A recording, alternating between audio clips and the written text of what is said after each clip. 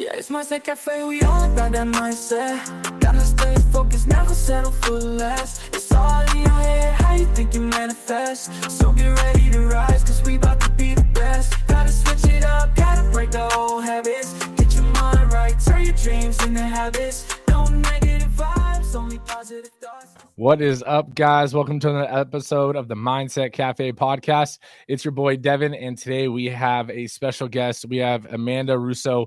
She is known as the Breathing Goddess, and she is a breathwork coach, a mindset mentor, and a seasoned paralegal who's really dedicated her life to helping others transform their mindset and reclaim their time, both through healing or through the power of healing and breathwork. So honestly, I was talking to her before this that it interested me to bring her on because breathwork has such an amazing impact on your mental state, your physical state. So I'm really interested to dive into this aspect as well, because on the Mindset Cafe, we're all about personal development. So Amanda, thank you so much for taking the time out of your day.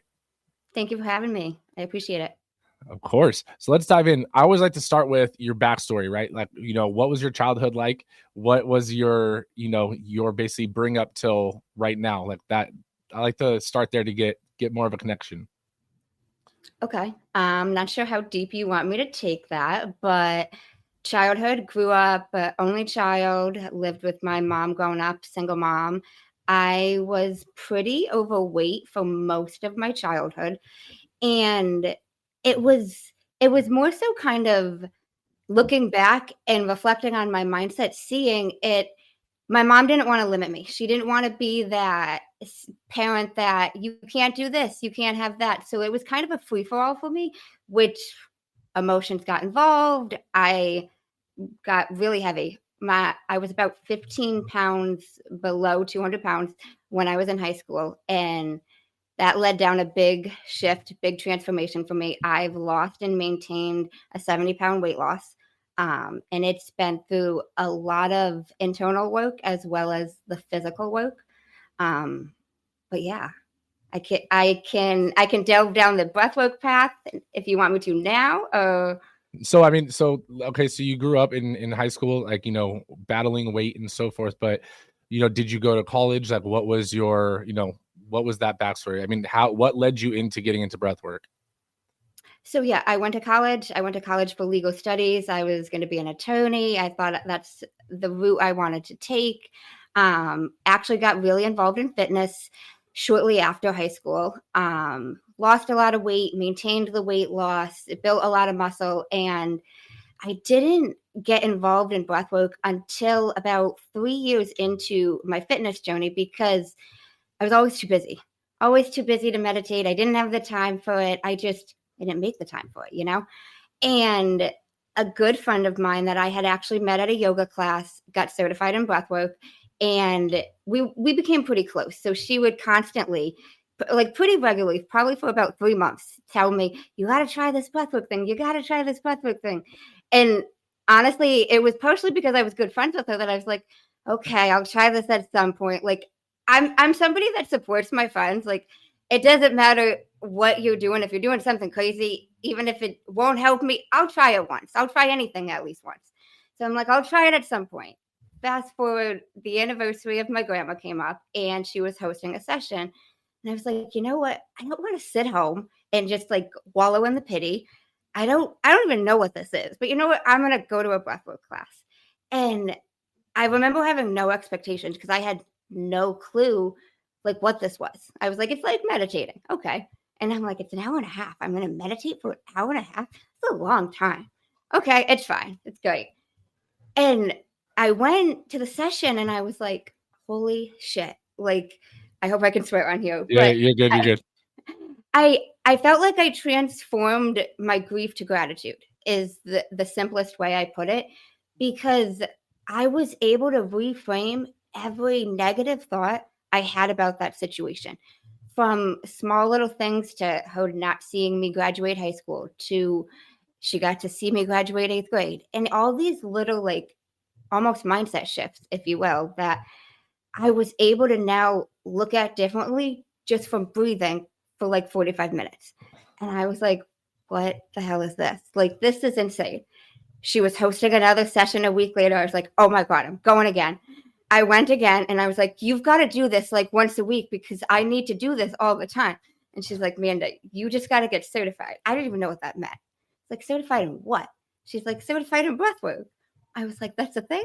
I don't even know what the hell we're doing here, but I need to do this like every day. And she's like, yes, contact this person, like go get certified. So about 6 months later, I went and I got certified. And it's just been, that was about 2 years ago now. And yeah, I love it. Yeah, I mean, that was the interesting thing and why I wanted to bring you on, because I remember I was in a business mastermind and I'm still part of the group, but you know, every other meetup, like they bring someone in and she does this breath work. And they told me about it the second meetup, right? Like, because we're about to do it and everyone's trying to explain it to me and I'm the new guy. And so, and there's guys and girls in the group and everyone was saying, yeah, you know, you're gonna, you know, everyone was crying last time. And in my head, I was like, I'm not an emotional person. Like, this sounds dumb. Like, and I was like, you guys sound like a bunch of babies, you know? And I was like, okay, again, I'm similar. I'm in the sense to you. I was like, I'll do everything once. Like, and so mind you, we're in Montana in the wilderness, like we're in Glacier Park. So we're all sitting on the grass and the lady was like, you know, if you guys feel like you can't, you know, take your arm off the ground, like it's okay, don't freak out. And in my head, I was like, please. I was like, come on now. And so all of a sudden, I remember we were doing the breath work and my arm, it felt like something was crawling on my arm. Later, I realized my arm was sliding upwards along the grass and it was going up and up and up. And I had no idea it was happening. And I went to like touch whatever was on my arm and I couldn't lift my arm off the ground. And I was like, oh shit, we're about to go through some stuff right now. And I was like, whatever is happening right now, this is, I guess I'm in it for the ride now. I can't move. So we're here. And it was crazy though. Like you're saying, it's almost like euphoric in a sense because the way we did it was, and again, the reason I want to have you on, because I've only done it one kind of way. I don't know if there's other breath works and stuff, but like you picked a word in the beginning and you focused on that word. And in my head, I was like, okay, do I just keep saying this word? And then all of a sudden it was like a movie playing in my head. And it's like, you go through these like transitions and stuff. I mean, was that your similar experience? Yeah. Yeah. Everybody does it different in terms of like a one word or however they guide you like through it per se. Mhm. But yeah, the transcend. Yeah. Okay. So you're certified, right? Yeah. Why can't you lift your arms off the ground sometimes? There's just these physical sensations that are gonna come up because you're oxygenating the body in a way that we never do. Right. So like it was open mouth breathing, breathwork that you were doing, right? Yeah, it was like in the nose, out the mouth, and the different tempos, different ways, holding it. And then, okay, I will say this too.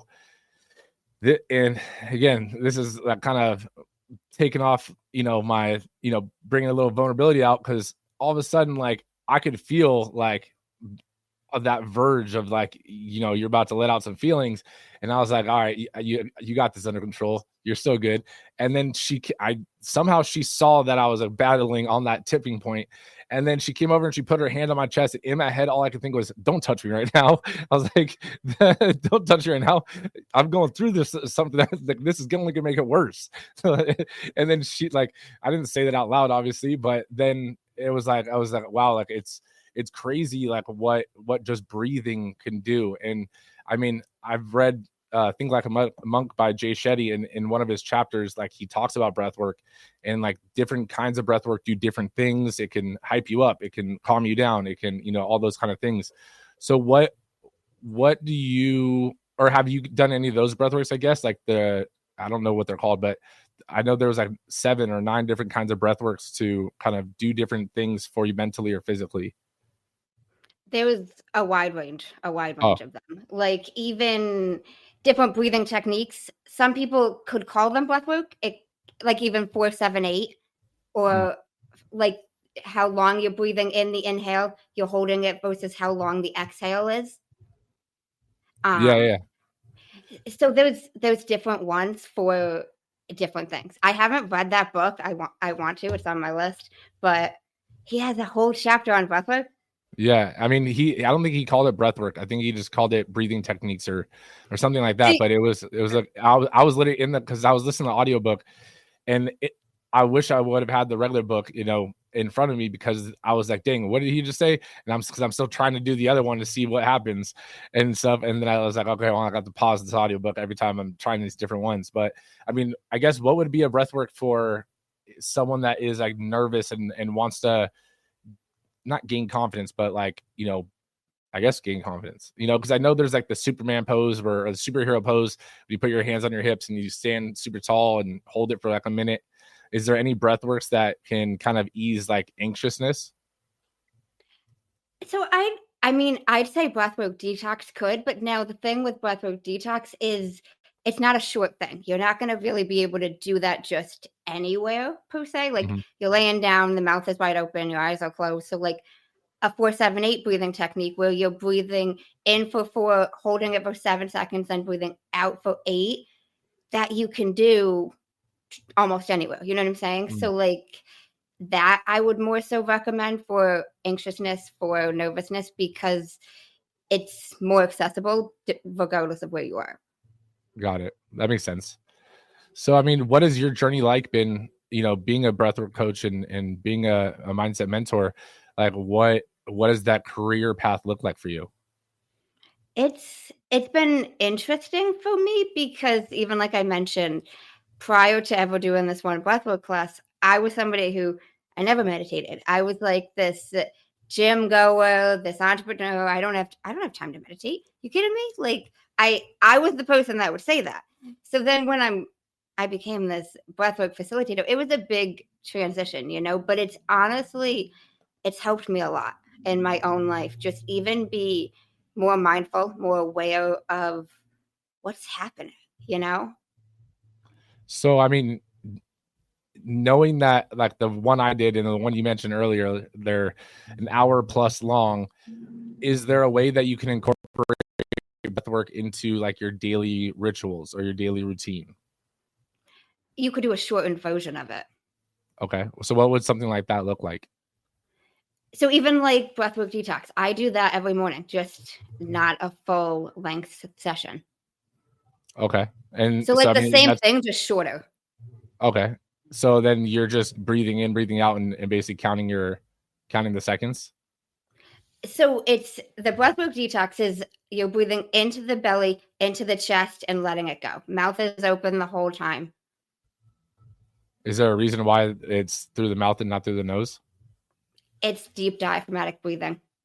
Okay. I mean, that was just a general question. I had no idea. Yeah, it's tapping into the subconscious in a different way. I Okay. Yeah. Okay. I didn't know if that. It's still mind blowing to me the stuff that happens from it.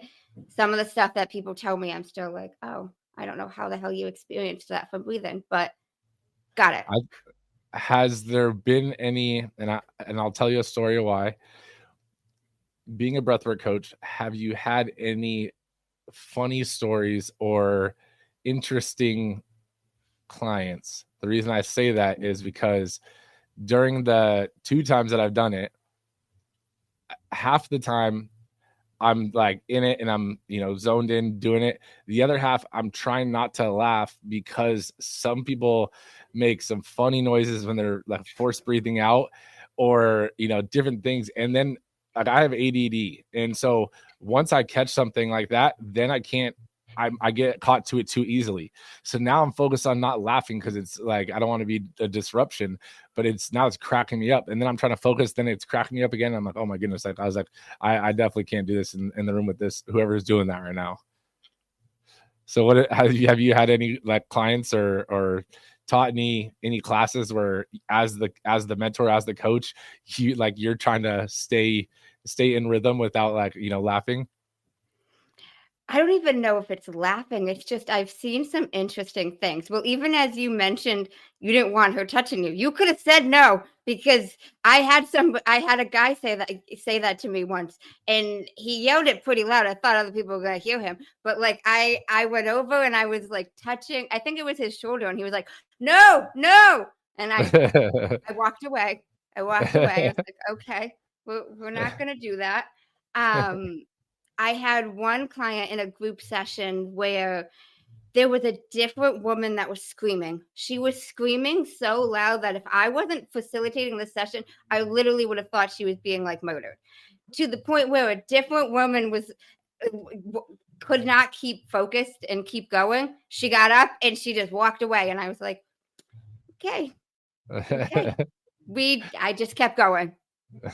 That's the hard part, because like you want to facilitate it for everybody, but then it's like, if that's their thing, it's like, I don't know, it's a weird like line, because I mean, even coming from the personal training space, like there's people that make weird grunts and weird, moaning sounds, and you're just like, dude, is that necessary right now? Or even like girls, I'm like, yo, come on, like we could do without this, but like, believe me, I know, I've seen it.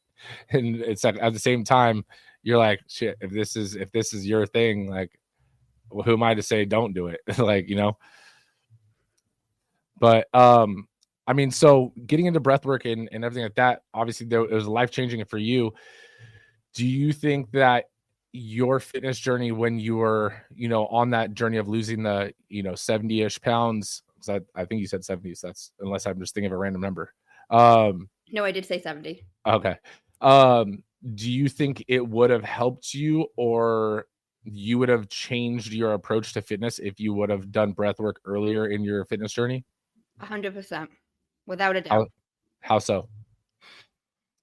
Because even, and now I'm not saying this is a bad way to approach it, but when I first started working out, going to the gym, it was almost too much hustle.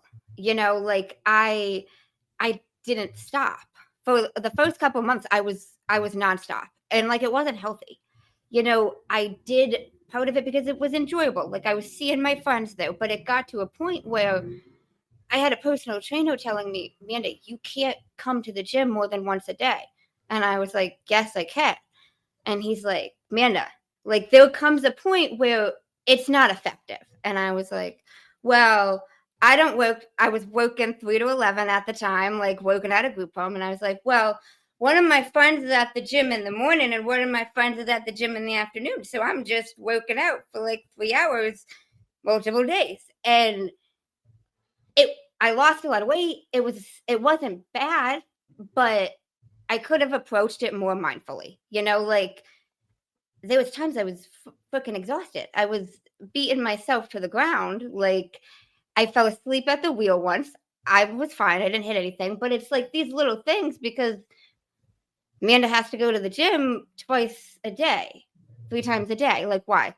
You don't, So like, even if I wasn't a breathwork coach, had I gotten into breathwork, I 100% know I would have approached fitness more mindfully and not just like hustle to the grind, No, definitely. And like, the reason I ask it too, I mean, to aid in what you're saying, like, I actually had a client that I had to tell her the same thing, because she would come to the gym an hour before our session and do an hour of cardio, and not just like walking on the treadmill, like full out, like that could have been a workout in itself. And I'm like, dude, like, you just burned 1,000. Like, I'm looking at the treadmill or the elliptical, like, you just hit 1,000 calories. And that's not easy to do, let alone you're doing it every single day. That's 6 days, 7 days a week. I was like, unless you plan on doing this the rest of your life like this, I was like, this is not maintainable. I was like, so everything you're doing, I was like, when we're working out, when we're lifting, when we're doing the plyometrics, all that stuff, I was like, we're trying to build habits that can be maintainable. And now that same client, I mean, she lost, I want to say like close to 200 pounds. And now she hit a plateau where work changed, all these things changed. And now she feels like she can't get any lower. And so now she's in this like mental funk as well, right? So it's like now overcoming some of those things. But the reason I asked about the breath work is because, at least from my experience, like, it is kind of euphoric, but you do kind of go down some rabbit holes of, I wouldn't say, in my experience, not traumas, but scenarios that essentially explained certain aspects of you in more depth that you wouldn't have thought of, if that makes sense. Yeah.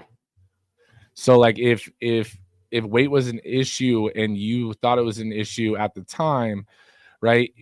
Maybe if you were doing breath work, would you have, kind of looked at your fitness through a different lens and why you're trying to go realistically, why are you going three hours a day or 2 hours a day, and is it because there's people telling you stuff or people saying you should look a certain way or whatever the case is? Like, what are those things that you're essentially telling yourself? Like, do you think I would have realized it? You mean if I was Nah, doing? that was just my question. Like, do you think you would have realized, or do you think you would have kind of been, I mean, because when you say mindful, I mean, I think we kind of throw around that term, but like, what would you have been mindful of essentially? Just even my approach, like I worked out, like I met multiple friends at this gym, and Mhm. that was my biggest excuse. Like, I have some friends that work out at 6 a.m. Well, I'm gonna see this friend at 6 a.m., but I'm also gonna see my friend at 9. And you know what? I've got a friend that works overnights and she's here at 12. I'm gonna be here at 12 too. And a lot of it was that. And it's like realizing, okay, you can see these people elsewhere. Even just having that awareness, because I didn't have awareness for anything. And even my trainer was like, "Why can't you see Meg outside of the gym?" And I was like, "I never thought of that ever." And it was, it sounds insane. It literally sounds insane thinking about this now, but it's like, this is where I see these people, So like, this tunnel vision. This is what I do. These are my gym friends. I hang out with my gym friends at the gym. And like, why am I sitting on the bench at the gym eating my lunch that I just like microwaved in the personal trainer's office when I could be at my friend's house? Like, we don't have to be at the gym just because we are gym friends. It's like I didn't, my mindset couldn't see other aspects. It wasn't even just like what I was saying. Like, there was that as well, but it was even just, you've got gym friends. You love your gym friends. You're gonna go to the gym whenever your gym friends are going. And it's like, Amanda, just because you are not at work during 9 to 5 doesn't mean you go to the gym 3 times. And I mean, and don't take this the wrong way, like, and this is just me kind of exploring the idea, because when you're saying gym friends and then you're saying like you could see them outside, like essentially they're your friends, right? But what was your social life like besides the gym? Not much of one. Okay. So I mean, so that makes a little bit more sense in the sense of like your gym friends, but then your life right now is, or not right now, but like at the moment was so wrapped around the gym because you were on this personal journey, and so everything just had to align subconsciously with that personal journey. And it was like, these are my gym friends because I need to go to the gym, and essentially gym is life right now, right? And I think that's maybe that tunnel vision that you were talking about. And again, like, I've been wrapped up in that too with different things. And I think it's important to talk about because especially being in the fitness industry, like I see so much of it. And just like what you're saying, no matter how many times, like as their trainer, I tell them, it's almost like when your parent tells you don't touch the stove, it's hot. And you're like, well, maybe. And you still touch it and you're like, damn it, it was hot, But it's like, like the reason I want to ask you is like you're literally talking about your story, and I'm hoping that someone can relate to this and realize that there is more out there, or change the perspective lens like you're saying, right? So what was your social life like before the gym? Because then all of a sudden you start going to the gym, you start really diving in. Were your friends not necessarily a bad influence, but living a lifestyle that you weren't wanting to live anymore? Or what was like that change of friends, I guess? I mean, I guess I had a little bit of a change of friends. I had some change of friends, and a lot of the friends prior to the gym were more people going out and drinking, more people. I don't really have other examples, but like going out for dinner, going out, or like they didn't only drink, but like I sound like an Right. alcoholic, but No, I like get you. it was more so like, oh, we're going to what did I go, like to different plays, different events, different, like, it wasn't gym, it wasn't Pilates, it wasn't yoga, it wasn't really any type of movement per se. Even if like yoga's not helping me lose 70 pounds per se, but like it's still, I do a lot of movement stuff even back then, you know, and prior to that, not really at all.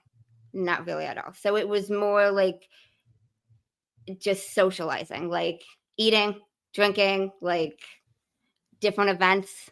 I'm not really into sports, so like not really sporting events. I went to one play, but stuff like that, different random events. No, see that makes sense, and that's why I wanted to kind of get out. It's like it's okay to transition friends, right? Just because they're, and it's not that you lose them as friends, but sometimes your life paths just grow apart, right? And I can speak from personal experience. Like I have plenty of quote unquote friends, but I don't necessarily hang out or even really want to hang out because I know what that entails, and that just doesn't fit what I'm trying to do, right? Like my life pretty much revolves around fitness or business and stuff like that. So now the people I'm hanging out around are like-minded people. So you going to the gym and having quote unquote gym friends, it's because you found your new tribe, right? And that's gym people, right? And so that's the thing that I think people get hesitant on transitioning, whether it's becoming an entrepreneur or whether it's becoming, you know, a fitness enthusiast, right? It's like you're trying to please other people that are living a lifestyle that you're not necessarily wanting to live, and you're trying to battle this thing, and you're like, man, I don't want to make them up mad because I don't want to go to this play or go to this event. It's like sometimes it's okay if they don't understand and they're not almost in your corner, then maybe they're not as good of a friend as you thought they were, you know? Yeah. No, that's really true. And you know, I will say this too, like some of the friends I had before that also transitioned over. Not all of them, but I had two good friends that like made the transition with me and became gym friends. So like we made that, you know, so like osmosis is a thing. You Mm-hmm. can't change people, but like if they see, you know, like what you're doing and how it's affecting you and it's impacting you, you know, like it can entice them to want to make that change in themselves. Oh, 100%. And I love the osmosis reference. No, but it's true. Like I was actually just talking to one of our members here at the gym, and he just started our challenge, our fitness challenge. And he was telling me like literally right before we hopped on the call, and uh, he was like, yeah, you know, this challenge, I feel so great, blah, blah, blah. And I even started texting people like, you know, what I'm eating. And he's like, some of them are doing the challenge, some of them aren't. And he's like, it's crazy because now some of them are texting me what they're eating, or I forget to text them. And they're like, hey, did you not eat anything today? And I was like, that's smart. I was like, you created an accountability system essentially to hold yourself accountable. And he's like, yeah, he's like, but it's crazy because it these other people are now getting on board and doing it. I was like, dude, like that's huge, right? You know, you never know what kind of influence you could have on someone. Some people are just scared to take that first step, or don't know that they want to take that first step until they see someone else that they know making that change, and then almost giving them permission to be able to make a change too. Yeah. Or they might not even know where to start, you know? Exactly. And that's where I want to talk about, you know, your time back in the breathwork. One of the things that I was looking into and seeing about you is that you talk about, or you've kind of mentioned in your stuff about transforming grief to gratitude through breathwork. Can you kind of dive into that a little bit? Yeah. So like I mentioned a little bit with reframing things that I thought about the situation with my grandma, you know, like even from thinking about how I didn't get to experience her being at my high school graduation to realizing she was at my 8th grade graduation. And, you know, it's just all these negative thoughts I had about the whole situation. My mind was like, well, let's think about it this way. And, you know, it didn't happen like during the breathwork session. It was after it, as you're laying there, almost like a shavasana type thing. And it's just like, did you think about it like this? Did you think about this? And it's like, you know, she passed when I was 15 years old. And for the longest time, I was like, that sucks. I could have had her for so much longer. She was only 70. And then after this breathwork session, my mind was like, you know, you lived with her for 15 years. None of your cousins lived with her. And it was like, most people don't live with their grandparents. Like I got to know her really well. So it was just all these different things that it's like 15 years is short, but there were times I was with her every day. My mom worked, like I'd see her after school. So it was like, and I thought about everything that made me disappointed or like heavy in the grief in a different way. And I was like, wow, I'm actually really grateful for this whole situation. And I've looked at it differently ever since. No, I love that. And it's, I mean, because it, like, even being able to change the perspective lens and because shifting it from like a grief to gratitude is huge, and almost being able to shift it, sometimes putting it into perspective for yourself too. In, like you say, 15 years, like, man, I only got to know her for 15 years. But then it's like, think about, you think it's such a short time, but can you picture yourself 15 years from today?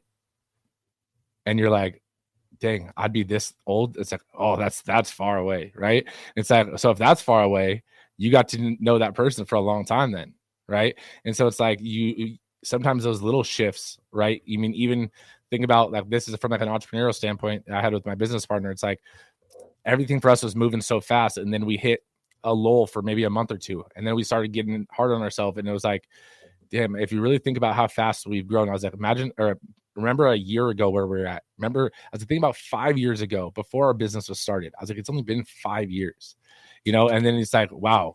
And then you start to like, okay, it's only a month. Like, we're still doing everything right. And, sometimes there's ups, there's downs, whatever, but shifting that perspective and kind of zooming out sometimes, or just moving the lens, all of a sudden you're like, you start to appreciate the moment a lot more. So I want to take the same conversational approach and ask you, how could you use that perspective change on challenges or setbacks?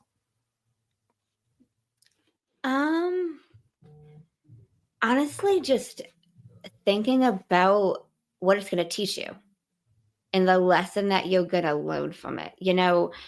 I think there's a lesson in everything, even in the things that aren't challenges, even in the good things, but even more so in the challenges. But in just asking yourself, what is this trying to teach me? Maybe even, what am I going to learn from this in 15 years?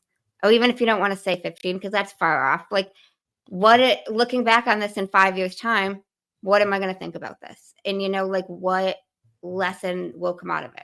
Obviously, you don't know for sure what lesson, but like thinking about that. And, another thing I really like trying to do is imagining as if it's not me that the situation is happening to. So if it's a challenge or if it's a hardship, like, what would I tell my best friend? What would I tell my mom? I'm super close with her. If they were going through this exact hardship, like, what would I say to them? So like, because it's hard to say and not motivate, but like be there and console ourselves when we're going through the hardship. But what would you say to someone you're super close with going through this hardship? That's actually really powerful, because I mean, it kind of ties into like the Solomon paradox. Like, it's easy to give other people advice, right? And it's always so hard to give yourself advice and take the advice.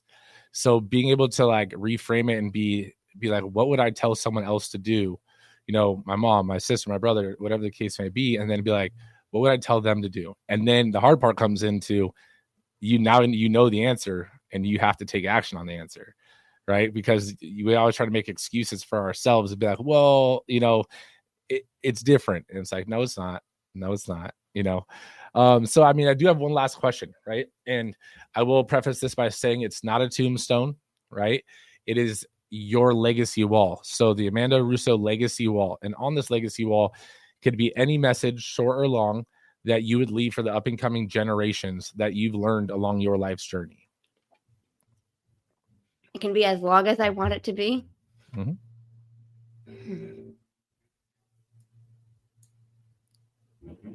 I would say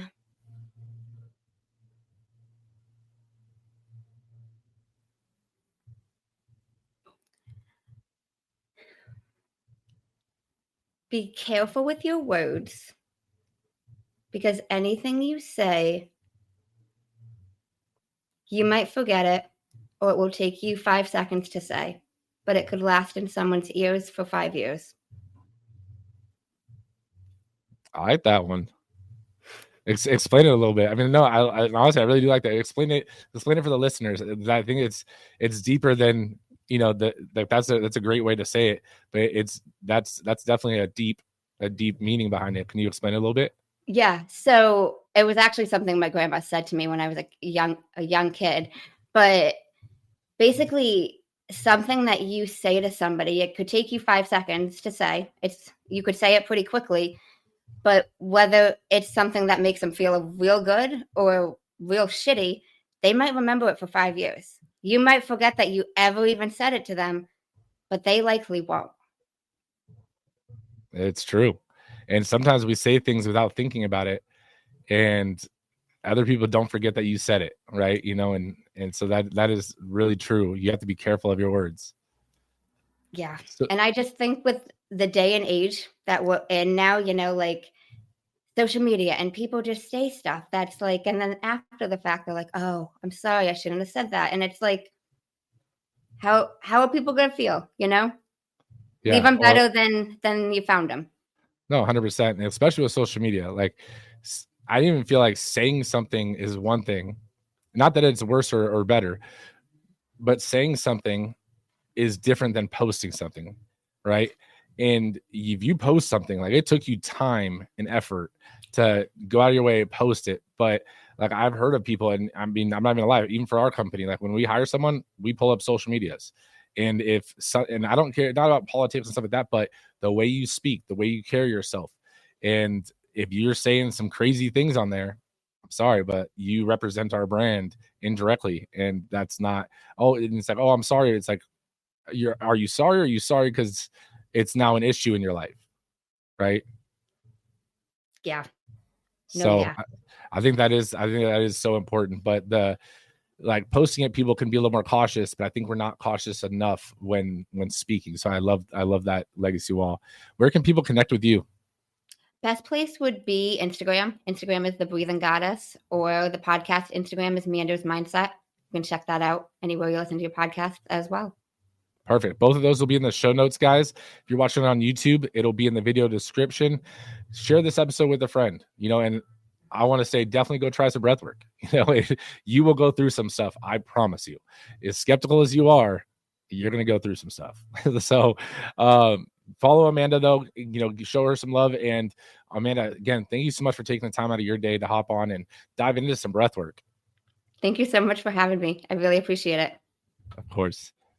No negative vibes, only positive thoughts. Just in the game of life, mindset causes shots.